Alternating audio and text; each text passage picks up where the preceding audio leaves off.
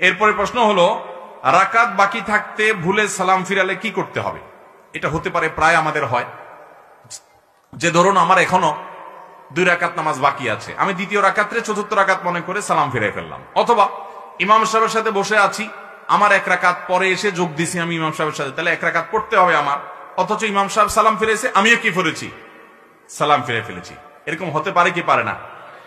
যদি এরকম হয় তাহলে সেক্ষেত্রে আমার ওই রাকাতটা আবার পড়তে তো হবেই, যেহেতু বাকি আছে।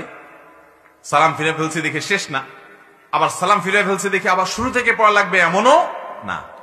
আমি সালাম ফেরানোর পর মনে হলো আরে আমার তো 1 রাকাত বাকি ছিল, তাহলে আমি দাঁড়াই ওই রাকাতটা আবার আদায় করব এবং শেষে সিজদা সাহু দিব। আপনি দ্বিতীয় রাকাতে বসে চতুর্থ রাকাত মনে করে সালাম ফিরেছেন, এরপরে মনে হলো আরে এটা তো দ্বিতীয় রাকাত, তাহলে আরো 2 রাকাত পড়বেন। বা 3 রাকাতের নামাজ, ধরুন মাগরিবের নামাজ, আপনি দ্বিতীয় রাকাতে বসে সালাম ফিরে ফেলছেন, মনে হলো আরে আমি তো 1 রাকাত কম পড়ছি, প্রবল সম্ভাবনা সেটা মনে হলে আপনি দাঁড়িয়ে আরেক রাকাত পড়বেন, পড়ে শেষে কি দিবেন? সিজদা সাহু দিবেন, নামাজ হয়ে যাবে।